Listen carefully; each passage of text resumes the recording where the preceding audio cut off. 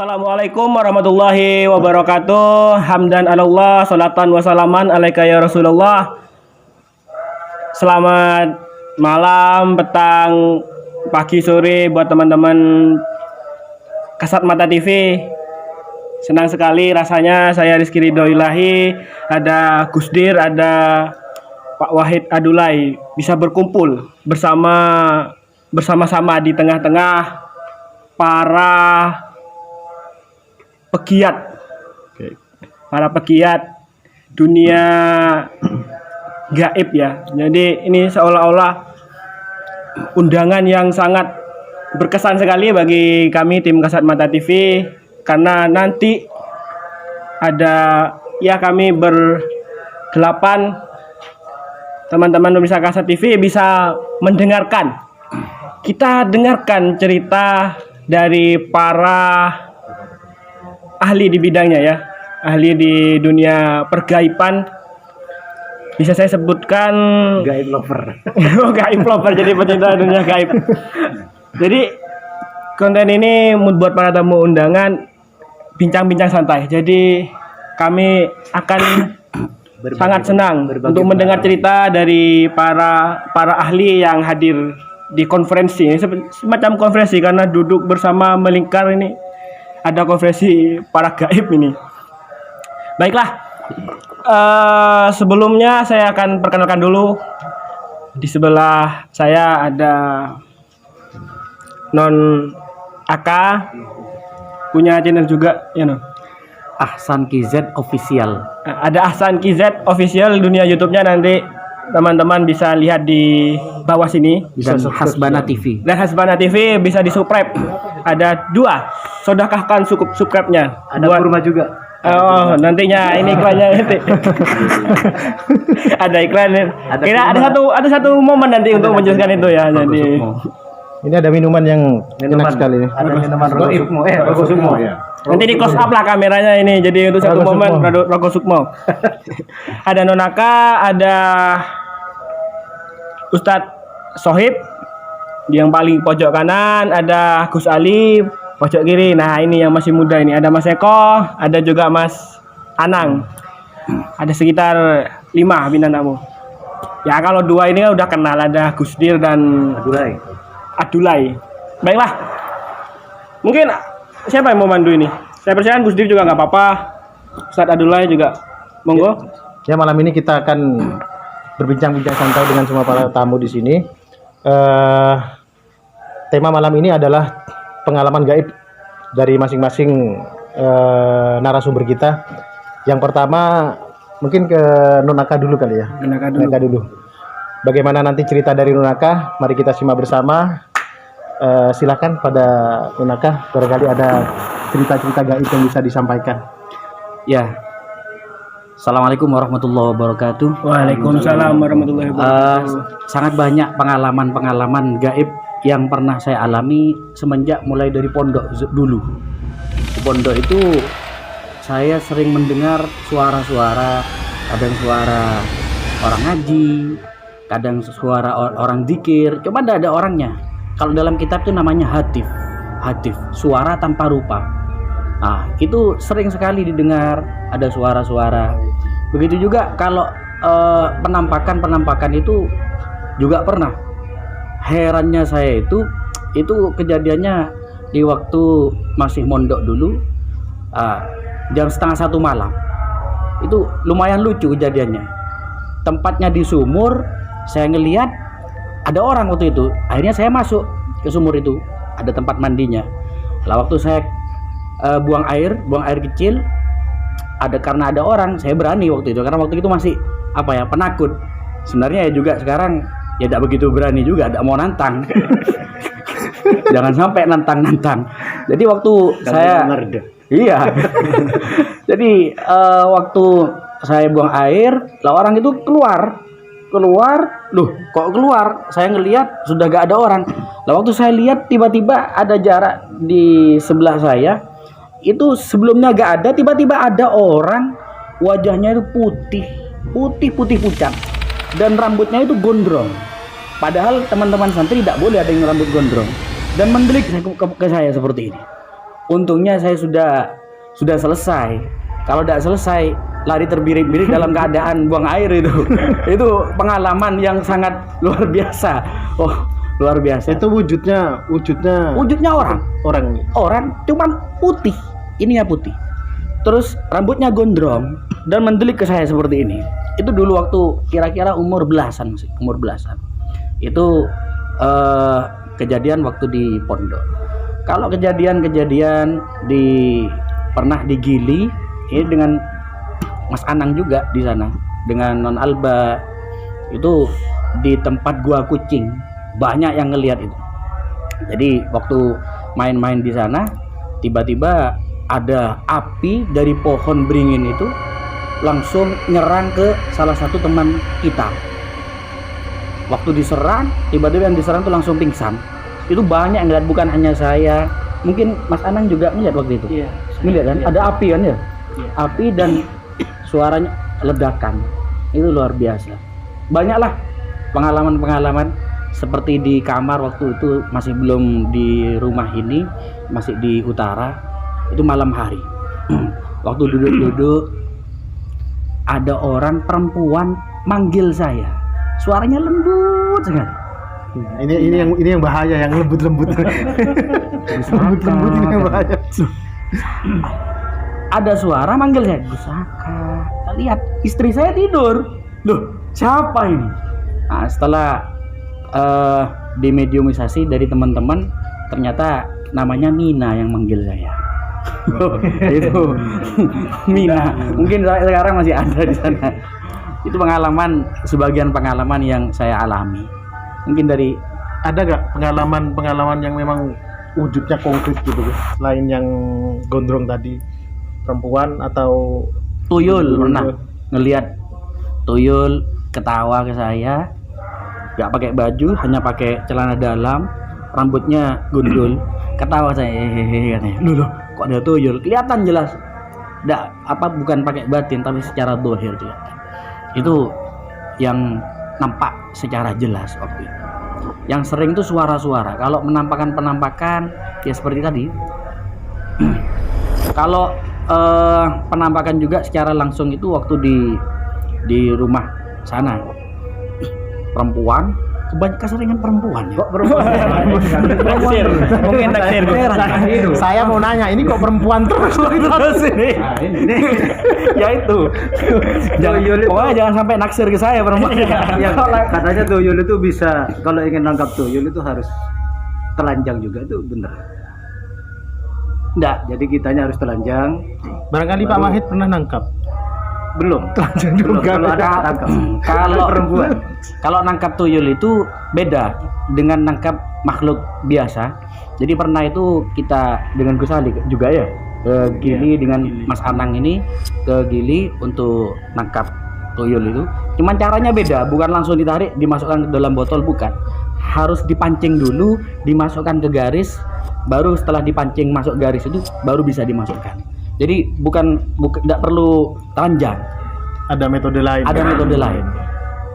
Karena Banyak tuyulnya, ada 8 itu. Ler-keleran seperti itu. banyak sekali tuyul. Banyak.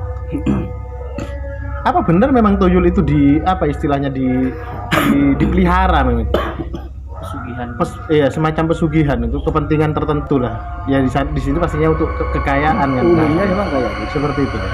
Tapi saya kira juga ada yang mengatakan tuyul yang ibarat hewan liar lah gitu. Memang kebanyakan tuyul itu dipelihara atau memang banyak yang liar juga? Ya memang ada yang liar, ada yang dipelihara. Ketika apa gunanya dipelihara? Ya untuk pesugihan. Cuman pesugihan seperti itu yang dilarang semua. Ada dahulu guru saya itu pesugihan, tapi pesugihan syar'i. Amalannya hanya sholawat setiap malam 1000. Salawat bulus misalnya. Sholawat, enggak, shollallahu ala Muhammad saja. 1000 kali itu pesugihan secara syar'i. Jadi daunnya beliau tuh ijazah ke saya, kalau bangun rumah baca sholawat 1000 kali tiap malam. Itu insya Allah cepat Lebih dari pesugihan itu. lebih dari pesugihan. Pesugihan syar'i. Jadi teman-teman Kasat Mata TV, ada caranya nih. Selain cara-cara yang sesat, ada pesugihan syar'i ternyata, yaitu membaca sholawat 1000 kali, insya Allah kabul hajat. Tapi lebih afdal lagi kalau diijazah. Diijazahkan. Ya. Ya. Agar Agar tidak. tapi ini kan masih ada penafsiran yang berbeda. Seperti pesugihan syar'i itu mungkin sugihnya di akhirat besok mungkin. Kalau nggak sugih di dunia mungkin Bisa di akhirat. bisa jadi, Pak, bisa Sugih jadi. hati, gitu. Bisa jadi. Karena kan Untung tidak dua kali semua itu, untung 2 kali. tidak semua hajat yang kita inginkan kan dikabulkan. Bisa saja juga hajat kita dikabulkan di akhirat kelak kan seperti itu. Katanya ada salawat fulus itu ada ya, salawat fulus. Ada sholat fulus, cuman saya tidak mengamalkan. Mungkin teman-teman punya amalannya. Gus Ali mungkin pernah ngamalkan. Asbana itu non yang Allahumma ya Rabbana. Oh itu bukan sholawat, cuman doa. Allahumma ya Rabbana, cukupono loberono, beras akeh, duit akeh, kanggo ngaji, lungo haji, barokai nabi wali. Alhamdulillah, barokahnya itu diantaranya ya bisa berangkat haji, umroh dan lain-lain.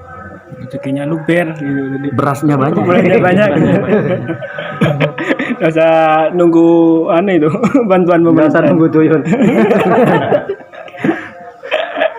Ini dari Non Aka tadi. Jadi ada yang ketemu sama apa itu, yang kuntilanak kali mungkin. Bukan, laki itu. Masa perempuan terus? Nah, ini laki itu. Nggak apa-apa kalau perempuan jangan dipasangkan lagi. Gus. Jangan. Kalau yang di rumah, yang di dalam Sana itu perempuan tapi rambutnya acak-acakan, bajunya hitam. Itu kasat mata juga. saya pernah begini Gus, pernah ya nonton di channel YouTube sebelah bahwa penampakan macam perempuan seperti itu ada warnanya itu bermacam-macam. Yang umum itu kan pakai baju putih atau baju putih yang lusuh. Katanya ada penampakan kuntilanak atau sosok yang semacamnya itu yang bajunya bisa kuning, bisa merah, bisa hitam. Nah itu tergantung daripada kekuatan daripada makhluk tersebut. Apa benar seperti itu, Gus?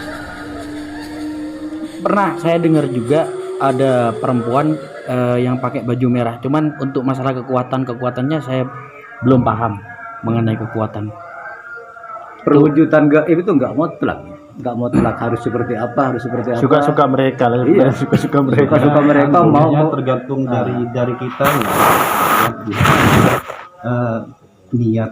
niatnya seperti itu, atau pikiran kita punya pikiran seperti itu. Oh, makhluk ini berbentuk seperti ini, kadang keluarnya seperti itu biasanya. Kalau menurut saya sendiri itu berarti tercipta dari imajinasi sendiri. Iya, ilusi kita sendiri. iya. Tapi kalau mikirnya Pengalaman partai, sendiri. oh dia merah ini partai apa, dia kuning partai apa gitu. Orang partai mesti begitu nyerempet. Karena kadang saya pernah lihat, saya mau perjalanan jam 12 ke atas, ada di sana ada sungai, saya mampir ke sungai pas ada pos kayak gerdu, perempuan gitu. Tangannya ini terus kayak kakinya Tangannya itu ya, Tangannya aja kenapa? lonjang gini kakinya itu apa? Lembar, Ayun-ayun, iya, ayun-ayun gitu. Berarti dia Duduk ayun-ayun gitu. Saya lihatnya gini merinding. Perempuan semua ini. Iya. Enggak, bukan pro. Saya pernah juga. Waktu itu saya KKN di Jombang, di desa Caranggulung di sana. Itu waktu KKN di sana itu malam-malam sekitar jam 1 sendirian. Memang di sana terkenal angker. Nah, waktu naik sepeda motor sendirian itu banyak anjing matanya merah. Anjing matanya merah. Heran saya kok bisa matanya merah. Warnanya hitam. Itu ngadang saya seperti itu. Itu waktu tugas dakwah KKN di Jombang. di Jombang, Caranggulung. Akhirnya gimana, Gus? Saya tabrak langsung. Karena ya itu. Ya namanya sendirian, kaget yang lihat seperti itu ya saya teriak juga. Nabraknya bukan karena berani ya, karena nekat. Karena mereka Tapi yang jelas kan yang ditabrak kan anjingnya kan anjing gaib kan, bukan anjing dia. Maksudnya nabraknya bukan karena berani, karena emang terpaksa gitu ya.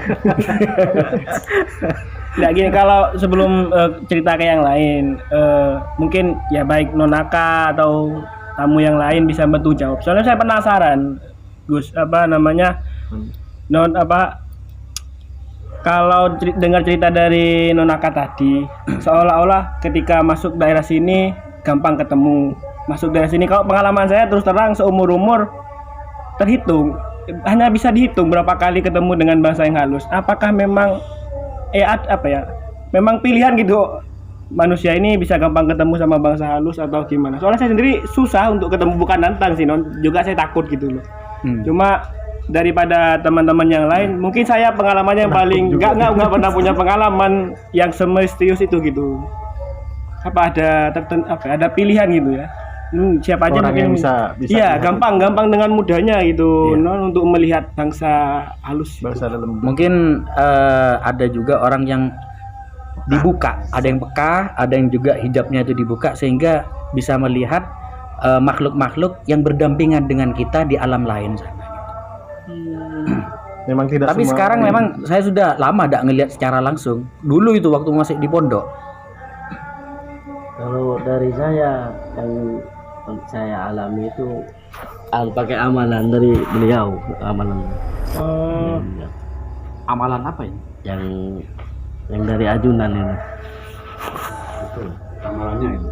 Pantesan sering ketemu karena emang punya amalan. punya amalan, Ada amalan yang dibuka. Dan juga tirakatnya juga atau meleknya itu nanti alami kalau pakai melek itu. Pernah saya ngalamin, saya juga bingung gitu.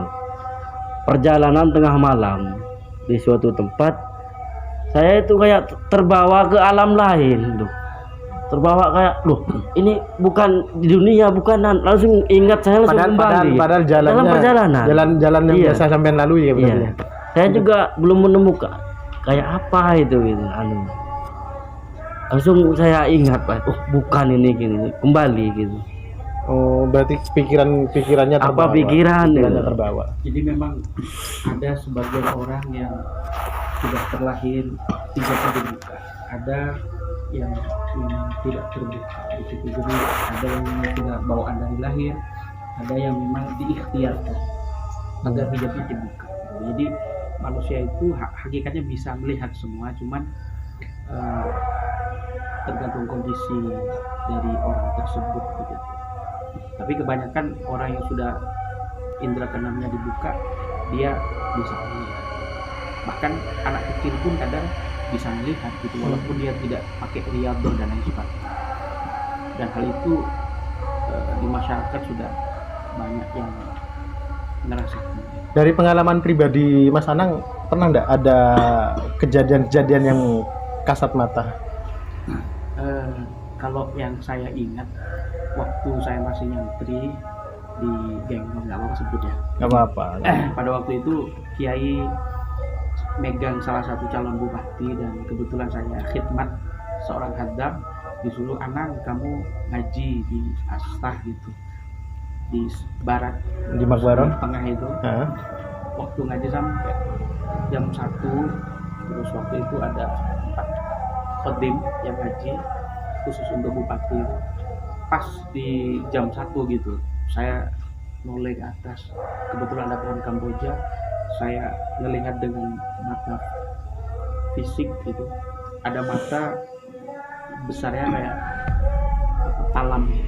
Jadi waktu itu saya Nampannya. Kayak nampan berarti. Nampan. Iya, Matanya aja itu ya, Mas. makanya. Sebesar itu.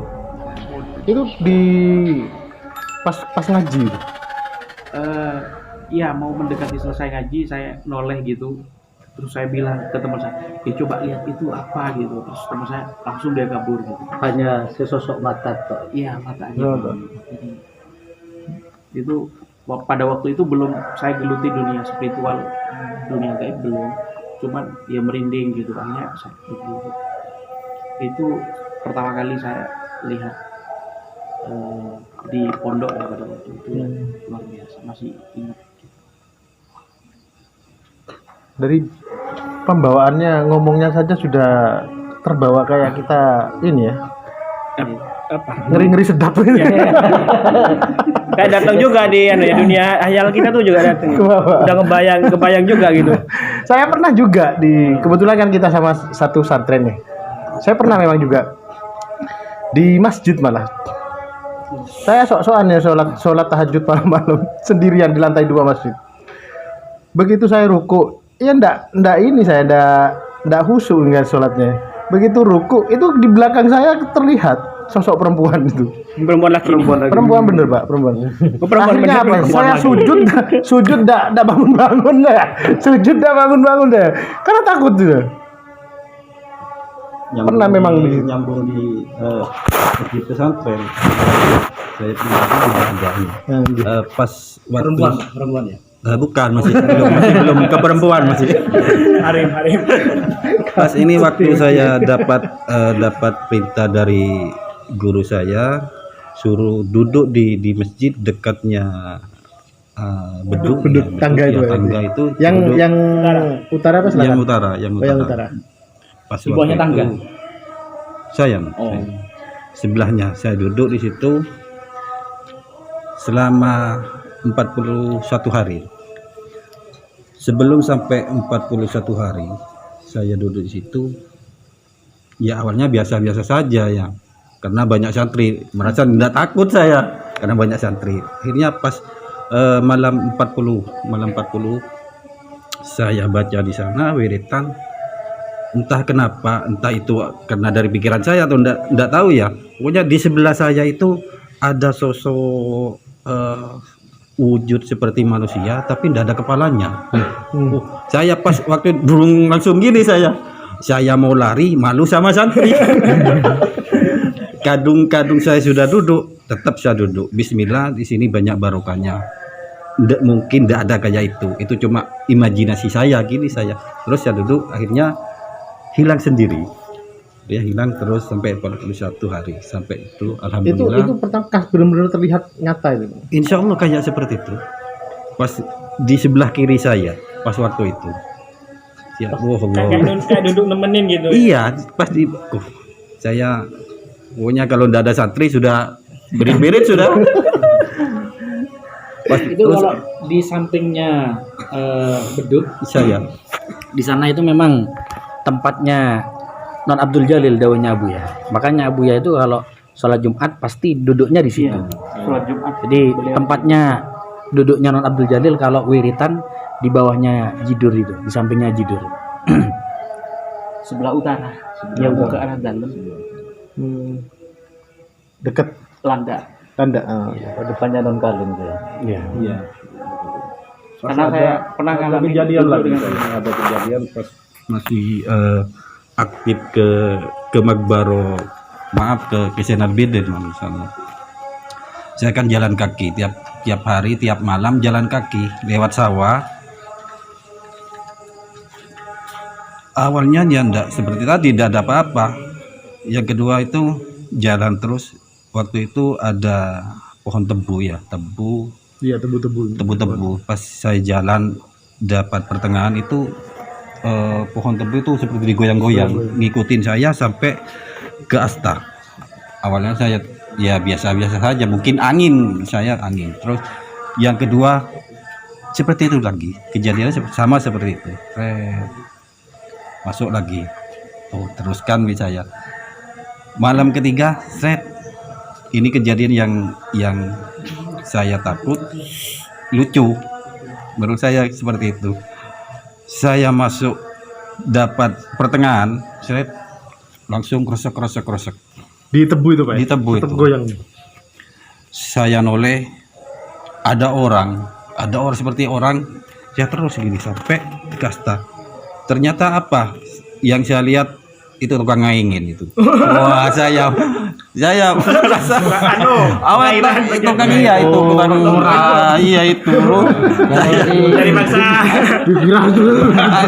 Awalnya saya wah ini sudah gemetar sudah. Ternyata Sampai tukang nyiram-nyiram. Kalau di Asta kayaknya Nalabidin dulu pernah juga dengan beliau ini kan sering ya ke sana sampai sekarang. Saya pernah sendiri waktu itu malam. Duduk sendiri di dalam, waktu itu lampu belum terpasang sih Mas ya. Anu itu pintu itu kan terbuka, itu nutup sendiri, jrek gini. Dengar dengan lihat kasat Pintunya mata. modelnya gimana? Modelnya apa? Kayak ada seloroan itu. Sliding. Iya, langsung nutup sendiri, jrek. Bukan karena angin, bukan kan? Nggak mungkin Bukan, kalau terlalu berat kalau angin kayaknya. kalau model pintu sliding seperti itu kan nggak mungkin kena angin. Harus. Itu yang dengan kasat mata. Kalau yang gaib itu banyak, kadang dilihat gitu, kadang Ada lagi kayak gotong mayit itu dari sebelah timur. Gotong mayit pas pohon tebu itu sudah. Terus ke pohon tebu ke timur itu. Gotong keranda. sampai selokan kecil. Iya. Itu namanya Sudah. kalau orang Jawa Tengah nyebutnya itu hantu lampor namanya. Ada metode biar cepat untuk rogo sukmo. Dengan cara minum rogo sukmo. Oh iya, mari minum dulu. Saya dengarnya sudah serius. Saya serius barusan mendengarnya itu Mas Eko. Ternyata minuman Rogo Sukmo. Cepat. Jangan lupa kalau bagi teman-teman yang mau minuman ini bisa ke Ya, di bawah ini nanti kita Kemana? ceritakan. Atau ke Algina. Rogo Sukmo ini ada ini teman-teman. Sebenarnya gini, Ustaz ada Eko ya. singkatannya. Ustadz Nanang ini seharusnya jenengan manfaatkan. Ini kan bisa merogoh sukmo. Jadi ini sukmonya bisa kemana-mana untuk mencari piring petuk.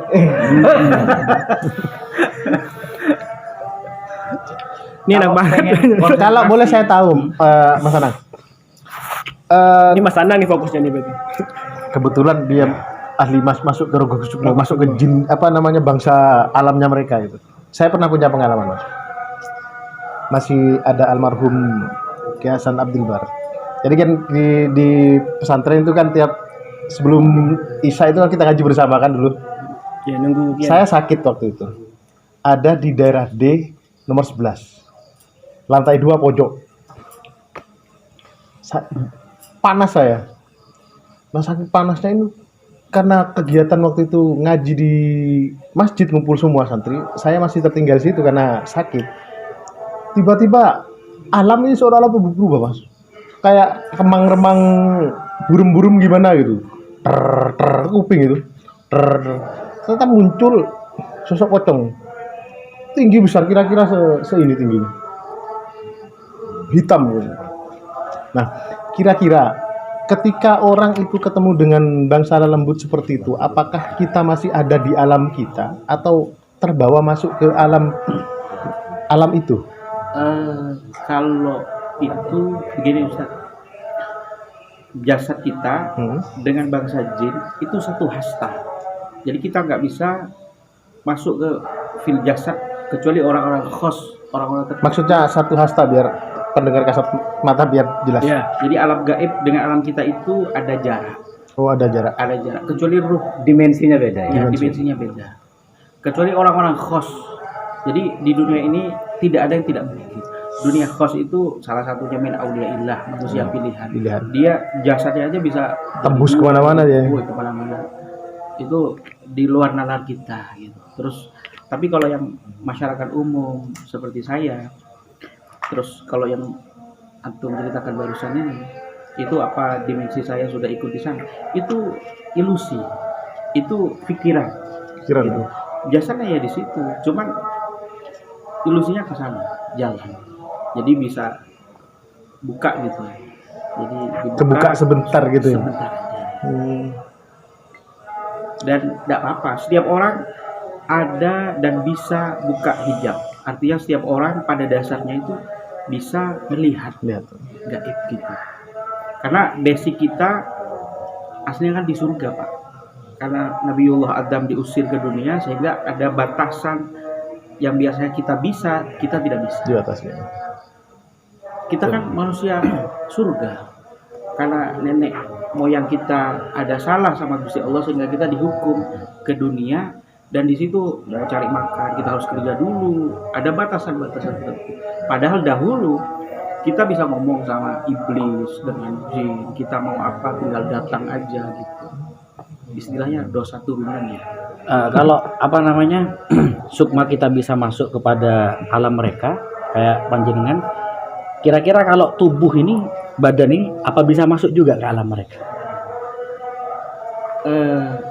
Seperti yang barusan saya ceritakan ya, Niku, ada orang-orang yang bisa masuk, manusia khos atau pilihan hamba-hamba tertentu yang memang orang itu tidak mau dikenal, orang itu tersembunyi, orang itu sudah ada khalwat dengan Gusti Mungkin Allah. bahasanya mukso atau gimana? Mukso bukan lain. Kalau mukso. mokso itu menghilangkan jasad, jadi kayak orang Bali Oh, dia kayak dibakar toko mokso gitu. ya? Kayak banyak orang-orang sesepuh di leluhur tanah Jawa seperti Raden Wijaya kita tidak tahu kuburannya ada di mana. Terus Majapahit dan lain sebagainya. Kayak siapa nama? Kayak Gajah Mada. Ya. Mereka karena pengikut Brahma itu ya mokso. Kalau yang pernah saya tahu langsung cerita dari Ki Abdul Bar ini. Dari Ki Abdul Bar tuh pernah cerita ke saya waktu sekeluarga ke Malang, pulang dari Malang mau ke Probolinggo, nyampe di Lawang, itu beliau katanya karena pingin makan jadi nyari warung. Masuk ke gang seperti itu, di situ ada restoran antik gitu restorannya. Lah waktu masuk makan di sana, enak dan sepi, heran gitu. Semuanya masuk semua, terus sekeluarga. Lah setelah makan beliau bayar, cuman anehnya itu orang-orangnya tuh kayak pucat gitu. Iya. Setelah dapat beberapa hari, sebulan dari itu, kok setelah waktu ke Malang pingin ke sana lagi, tiba-tiba Sudah ada. Itu gimana ya? Tapi terasa kenyang gitu. Terasa kenyang. Ngerasa memang ada. Itu yang saya bilang kalau itu manusia pilihan khos. Sebagian orang ada yang tidak percaya dengan seperti ini. Bisa masuk. Iya. Jadi bukan hanya beliau, sekeluarga Keluarga terbawa semua.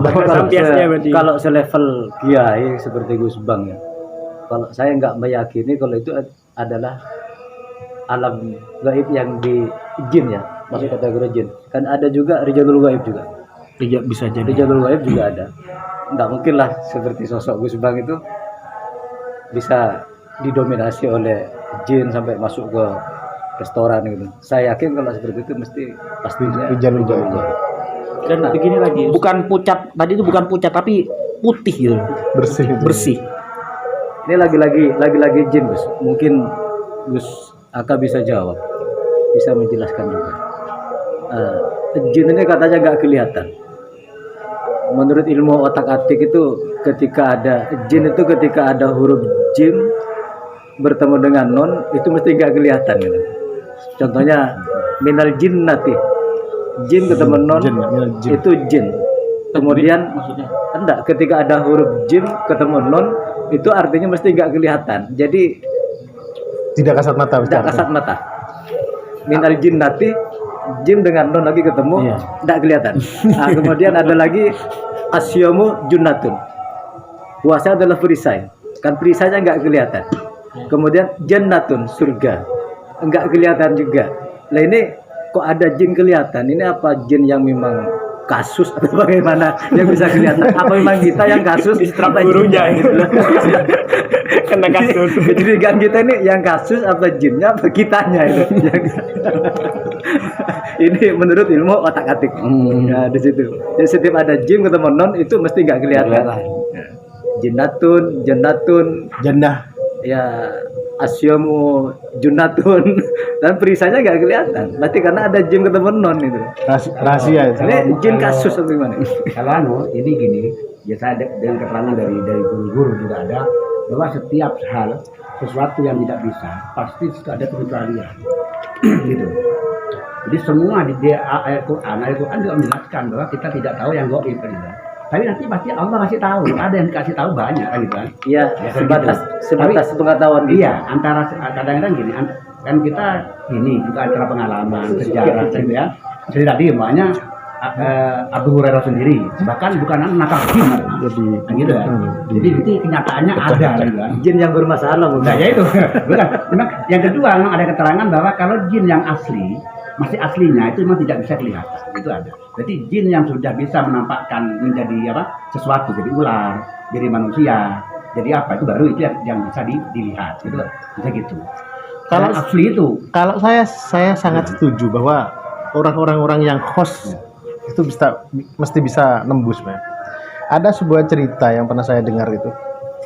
Dulu di Timur Tengah itu ada wilayah yang sangat terkenal dengan sihirnya, yang disebut dengan Babilonia. Babilonia kalau sekarang mana ya? Irak kayaknya. Atau Timur Tengah. Persia itu. Persia berarti Iran. Iya. Iran. Kalau Persia ada Irak ya. Iran. Itu terkenal sekali. Mulai dari zaman dulu di situ sangat orang ahli-ahli sihir di situ. ada salah satu sahabat masuk ke situ. Ternyata masuk di dalam dunia sihir itu, di alam gaib itu, ada salah satu orang yang paling terkenal di sana. Dan namanya adalah Rasulullah Shallallahu Alaihi Wasallam. Dan ini nyata, Pak. Banyak disebut-sebut di channel-channel YouTube, bahkan sekelas Gus Baha pernah menceritakan itu. Ya makanya kan memang hal gaib itu kita harus beriman. Seperti di dalam kitab Al-Baqarah, Al-Quran surah Al-Baqarah kan, alladzina yu'minuna bil ghaibi wa yuqimuna sholata wa mimma razaqnahum yunfiqun. Jadi orang-orang yang beriman dengan hal yang gaib. Jadi kita berbicara seperti ini juga menguatkan keimanan kita kepada Allah.